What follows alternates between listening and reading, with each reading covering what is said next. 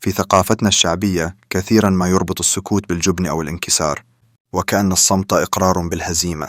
لكن الحقيقة أن السكوت فن لا يتقنه إلا الأقوياء. الصامت لا يفتقر للكلام، بل يمتلك الوعي الكافي ليدرك أن الكلام لن يغير شيئا، بل ربما يفاقم الوضع. إن السكوت أحيانا هو درع الإنسان أمام الفوضى. صمته ليس ضعفا، بل اختيارا واعيا ألا يشارك في معركة خاسرة أو نقاش عبثي أو جدال لا طائل منه.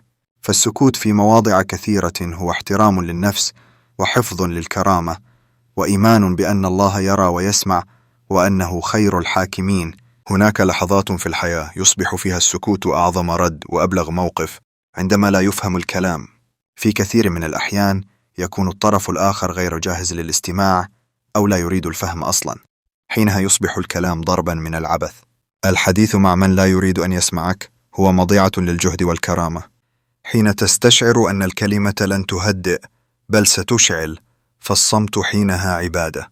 حين تكون الحقيقة معلومة، ما فائدة أن تشرح ما هو واضح، أن تبرر ما هو بين، أن تدافع عن نفسك في موقف يعرف الجميع حقيقته؟ السكوت حينها إيمان بأن الحق لا يحتاج صراخا ليثبت، بل يكفيه أن يظهر بمرور الوقت. الصمت عن الغيبة، أن ترى المجلس يغوص في ذكر الناس بالسوء فتصمت وتحفظ لسانك. إن إلهام الله للعبد أن يصمت حين يغلي صدره بالكلام هو لطف إلهي عظيم، لأنك بذلك تحمي نفسك من قول تندم عليه. من المهم التفريق بين الصمت الحكيم وبين الكتمان الذي يقتل الروح. فبعض الناس يظنون أن الصمت الدائم هو الحل، فيكبتون كل شيء، لا يتكلمون، لا يعبرون، حتى تتحول صدورهم إلى مقابر لمشاعر متراكمة. لكن الحكمة ليست في السكوت التام، بل في اختيار متى تتكلم ومع من وكيف. تحدث إن كان الحديث سيؤدي إلى فهم أو إصلاح، اصمت إن كان الكلام سيولد شرا أو حقده. لا تكتم الألم، بل عبر عنه بوعي ومع من يفهم. أجمل ما في الصمت هو أنه يفتح القلب لسماع صوت الله.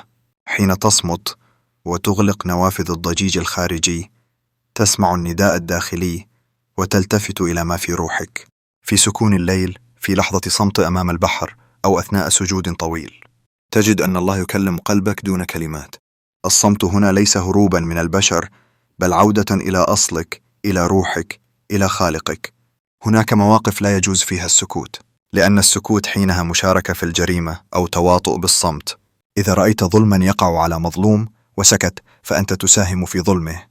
إذا علمت بباطل ينشر وسكت، فأنت تغذي هذا الباطل بصمتك. إذا أسيء لإنسان بريء وسكت رغم علمك بالحقيقة، فأنت خذلته. لذا الصمت فضيلة، إلا حين يصبح جبنا أو خيانة للحق. كما أن هناك دعاء بإلهام السكوت، هناك أيضا لحظات نحتاج فيها إلى شجاعة التعبير. حين تظلم وتحتاج للدفاع عن نفسك بالحكمة. حين ترى من تحب يبتعد لأنك لم توضح له مشاعرك. حين يكون السكوت سببا في ضياع شيء ثمين. الوعي الحقيقي ليس في السكوت فقط، بل في الموازنة، أن تصمت حين يجب وتتحدث حين يجب. من أروع ما يخلقه السكوت الحكيم في العلاقات الاحترام. لا أحد يحب من يرد على كل شيء بانفعال أو يشارك في كل جدال. التهدئة، في لحظات الشجار الصمت يطفئ النار. الندم القليل، الصامت يندم أقل لأن كلماته كانت مدروسة. السكوت ليس موهبة فطرية دائما، بل عادة ذهنية وروحية تحتاج إلى تمرين. اسأل نفسك: هل سيفيد ما سأقوله؟ تذكر، الكلمة إذا خرجت لا تعود. خذ وقتك قبل الرد على الرسائل أو النقاشات. تعود على الاستماع أكثر من الكلام. في زمن الكل يتحدث، يعلو صوته، يعبر، يصرخ، يهاجم، يغضب، يبرر، يصبح السكوت أشبه بنعمة وراحة ومكانا آمنا للنجاة. أن تلهم السكوت حين يكون الكلام مؤذيا، أن تختار الصمت حين يطلب جسدك الانفجار، تلك ليست سلبية، بل إيمان عميق بأن الله يدير الأمور، وأنك لا تملك تغيير كل شيء بكلمات. لهذا نقول: اللهم ألهمنا السكوت حين يكون الكلام جرحا، واجعلنا ممن يتحدثون إذا كان الحديث حياة.